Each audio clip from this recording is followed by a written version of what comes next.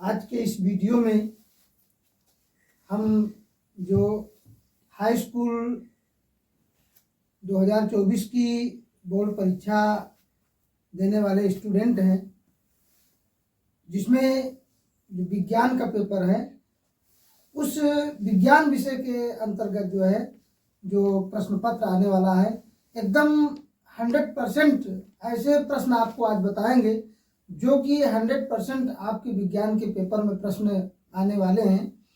तो सबसे पहले जो पहला प्रश्न है, लिखा है कि ये जो प्रश्न हमने बोर्ड पर पहले लिख दिया है ताकि जो है वीडियो लंबा ना हो, और ये जो ऑब्जेक्टिव टाइप प्रश्न आते हैं वो प्रश्न है, लेकिन हमने इनको जो है वन लाइनर में जो है लिख दिया है ताकि ऑब्जेक्टिव टाइप लिखने में काफ़ी समय लगता और वीडियो लंबा हो जाता, इसलिए हमने वन लाइनर में इनको लिख दिया है। और ये जो प्रश्न है ये ऑब्जेक्टिव टाइप में आएंगे, जो आपके 20 प्रश्न आते हैं एक एक नंबर के, उसके लिए ये वीडियो में बना रहा हूँ। जिसमें पहला प्रश्न है कि किसी वस्तु से बड़ा आभासी प्रतिबिंब बनाने वाला दर्पण है। पहला प्रश्न है कि किसी वस्तु से बड़ा आभासी प्रतिबिंब बनाने वाला दर्पण है, तो इसका उत्तर क्या होगा? अवतल दर्पण। यानी किसी वस्तु से बड़ा आभासी प्रतिबिंब बनाने वाला दर्पण है, तो उसका उत्तर क्या होगा? अवतल दर्पण। दूसरा प्रश्न है सूर्य श्वेताभ प्रतीत कब होता है? यानी जो सूर्य है वो श्वेताभ प्रतीत कब होता है? तो इसका उत्तर है दोपहर के समय। यानी कि दोपहर के समय जो सूर्य होता है वो श्वेताभ प्रतीत होता है। तो उसके बाद जो तीसरा प्रश्न है, यानी दूरदृष्टि दोष के कारण प्रतिबिंब कहाँ बनता है? जिस किसी व्यक्ति को दूरदृष्टि दोष होता है, तो दूरदृष्टि दोष के कारण प्रतिबिंब कहाँ बनता है? तो जिसका उत्तर है कि दूरदृष्टि दोष के कारण प्रतिबिंब रेटिना के पीछे बनता है। रेटिना के पीछे बनता है, यानी दूरदृष्टि दोष जिसको होता है तो उसका जो प्रतिबिंब है वो कहाँ बनता है? तो दूरदृष्टि दोष के कारण प्रतिबिंब कहाँ बनता है? तो दूरदृष्टि दोष के कारण प्रतिबिंब रेटिना के पीछे बनता है। ठीक इसका जो अपोजिट प्रश्न आता है कि निकट दृष्टि दोष के कारण प्रतिबिंब कहाँ बनता है? जिस किसी को जो है निकट दृष्टि दोष होता है, क्योंकि दूर दृष्टि दोष और निकट दृष्टि दोष, तो निकट दृष्टि दोष के कारण प्रतिबिंब कहाँ बनता है? तो निकट दृष्टि दोष के कारण प्रतिबिंब रेटिना के आगे बनता है। यानी दूर दृष्टि दोष के कारण प्रतिबिंब रेटिना के पीछे बनता है, और निकट दृष्टि दोष के कारण प्रतिबिंब रेटिना के आगे बनता है। ये दूर दृष्टि दोष के कारण प्रतिबिंब रेटिना के पीछे बनता है, निकट दृष्टि दोष के कारण प्रतिबिंब रेटिना के आगे बनता है। अगला प्रश्न है कि किसी विद्युत चालक का प्रतिरोध किस बात पर निर्भर करता है? किसी विद्युत चालक का प्रतिरोध किस बात पर निर्भर करता है? तो इसका उत्तर है कि चालक के आकार पर निर्भर करता है। किसी विद्युत चालक का प्रतिरोध किस बात पर निर्भर करता है? चालक के आकार पर निर्भर करता है। चालक के आकार। अगला प्रश्न है कि विभवांतर का एसआई मात्रक क्या है? विभवांतर का एसआई मात्रक क्या है? तो विभवांतर का एसआई मात्रक है वोल्ट। विभवांतर का एसआई मात्रक क्या है? वोल्ट है। अगला प्रश्न है प्रकाश के अपवर्तन के कितने नियम हैं? प्रकाश के अपवर्तन के कितने नियम हैं? तो उत्तर है प्रकाश के अपवर्तन के 2 नियम है। ये चाहे जो है वेरी शॉर्ट में आए, यानी अतलगोत्तरी प्रश्न के रूप में आए या ऑब्जेक्टिव टाइप में आए, हमें क्या करना है? हमें इसका आंसर केवल याद रखना है, क्योंकि 3 विकल्प और रहेंगे और ये चौथा विकल्प जो है ये रहेगा। तो इसमें हमें जो है केवल इतना याद रखना है कि प्रकाश के अपवर्तन के कितने नियम है। तो प्रकाश के अपवर्तन के 2 नियम है। अगला प्रश्न है 1 वोल्ट कहलाता है, यानी 1 वोल्ट क्या कहलाता है? तो 1 जूल बटे कूलाम कहलाता है। 1 जूल बटे कूलाम कहलाता है। अगला प्रश्न है श्वसन किस प्रकार की अभिक्रिया है?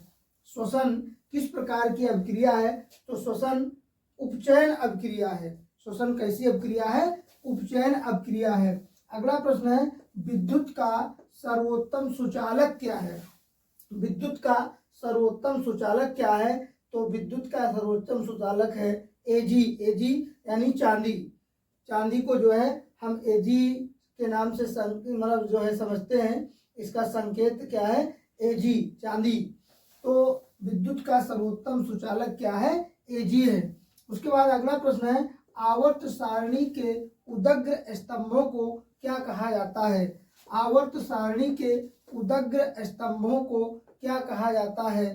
तो आवर्त सारणी के उदग्र स्तंभों को वर्ग कहा जाता है। आवर्त सारणी के उदग्र स्तंभों को क्या कहा जाता है? वर्ग कहा जाता है। अगला प्रश्न है, पीतल क्या है? यानी पीतल कैसी धातु है? तो पीतल मिश्र धातु है। पीतल कैसी धातु है? पीतल मिश्र धातु है। अगला प्रश्न है, अम्लीय विलयन का पीएच मान क्या होता है? अम्लीय विलयन का पीएच मान क्या होता है? देखिए, जो जल का यानी शुद्ध जल का पीएच मान कभी कभी पूछ लिया जाता है, तो शुद्ध जल का पीएच मान 7 होता है। शुद्ध जल का पीएच मान 7 होता है।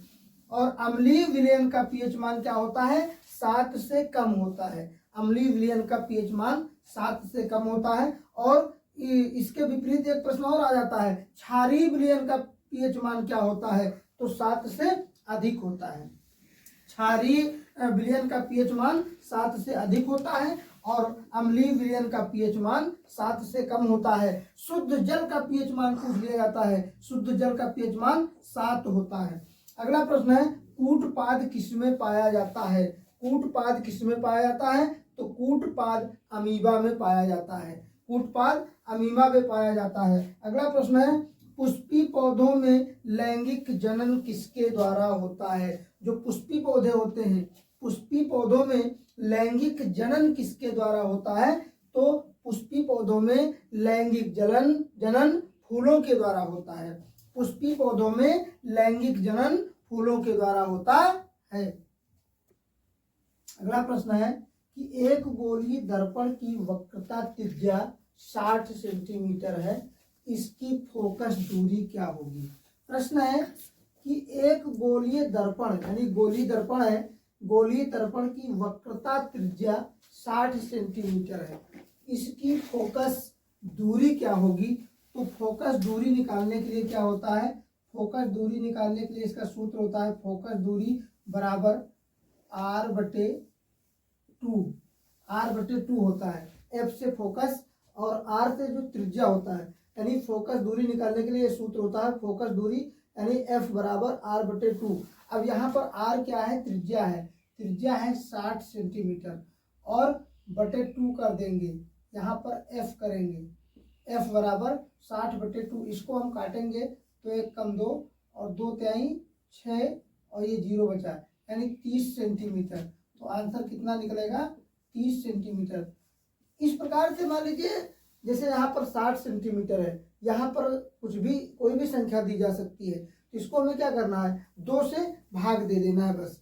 तो f फोकस दूरी निकालने के लिए f बराबर r/2, r का मतलब त्रिज्या, जो भी संख्या दी गई है उसको 2 से भाग दे देंगे तो हमारी जो है फोकस दूरी निकल आएगी। तो एक गोलीय दर्पण की वक्रता त्रिज्या 60 सेंटीमीटर है, इसकी फोकस दूरी क्या होगी? फोकस दूरी निकालने के लिए ये सूत्र है f बराबर r/2। f बराबर यानी f को हम f निकालना है तो f बराबर ये जो त्रिज्या r है इसलिए 60 सेंटीमीटर है और बटे 2 कर दिया। अब इसको हमने भाग कर दिया, 2 1 कम 2, 2 तिहाई 6 और ये 0 बचा, तो ये 30 आ गया, 30 सेंटीमीटर। इस प्रकार से जो वक्रता त्रिज्या 60 सेंटीमीटर है, इसकी फोकस दूरी कितनी होगी?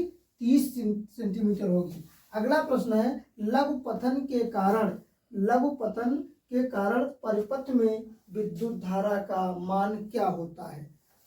लघु पतन के कारण परिपथ में विद्युत धारा का मान क्या होता है? तो इसका उत्तर है कि बहुत अधिक बढ़ जाता है। यानी लघु पतन के कारण परिपथ में विद्युत धारा का मान क्या होता है? बहुत अधिक बढ़ जाता है। ये जो प्रश्न है ये ऑब्जेक्टिव टाइप में प्रश्न आएंगे और अगर ये अति लघुत्तरी में आते हैं तब भी हम इनका आंसर लिख देंगे। अगर ये ऑब्जेक्टिव में आते हैं तब भी ये जो आंसर है, आंसर हमें याद रखना है। तो अगर हम एक आंसर याद रखेंगे तो 3 और जो ऑप्शन रहेंगे उनको हम पढ़ेंगे, लेकिन जो हमारा ये राइट आंसर है ये हम याद रखेंगे तो हम बड़े आसानी के साथ जो है आंसर लिख देंगे। उसमें जो है OMR शीट में हम जो है गोला कर देंगे। अगला प्रश्न है, खाने का सोडा, यानी खाने का जो सोडा है उसको मीठा सोडा भी कहते हैं। तो खाने का सोडा यानी मीठे सोडे का अण सूत्र क्या होता है? खाने का सोडा यानी मीठे सोडे का अण सूत्र क्या होता है? तो इसका जो अण सूत्र होता है NaHCO3, ये खाने का सोडा जो होता है उसका अण सूत्र होता है। अगला प्रश्न है, स्वपोषी पोषण के लिए क्या क्या आवश्यक है? जो स्वपोषी पोषण होता है इसके लिए क्या क्या आवश्यक है? तो स्वपोषी पोषण के लिए देखिए, स्वपोषी जो पोषण होता है उसके लिए कई चीजों की आवश्यकता होती है, जिसमें कार्बन डाइऑक्साइड है, दूसरा है सूर्य का प्रकाश, तीसरा है क्लोरोफिल। यानी जो है स्वपोषी पोषण के लिए क्या क्या आवश्यक है? तो उत्तर में हमें अगर अतिलघुत्तरी में लिखना है तो हम लिख देंगे स्वपोषी पोषण के लिए कार्बन डाइऑक्साइड, सूर्य का प्रकाश, क्लोरोफिल आवश्यक है। अगला प्रश्न है, कॉपर टी कहाँ स्थापित की जाती है? कॉपर टी एक प्रकार की कह लीजिए कि एक मेडिसिन है, या आप कह सकते हैं कि ये जो है गर्भ निरोधक है। तो कॉपर टी कहाँ स्थापित की जाती है? तो कॉपर टी मादा जनन तंत्र के गर्भाशय में, जो मादा जनन तंत्र होता है उसके गर्भाशय में जो है स्थापित की जाती है ये कॉपर टी। अगला प्रश्न है, वक्रता त्रिज्या का मात्रक क्या होता है? वक्रता त्रिज्या जो होती है उसका मात्रक क्या होता है?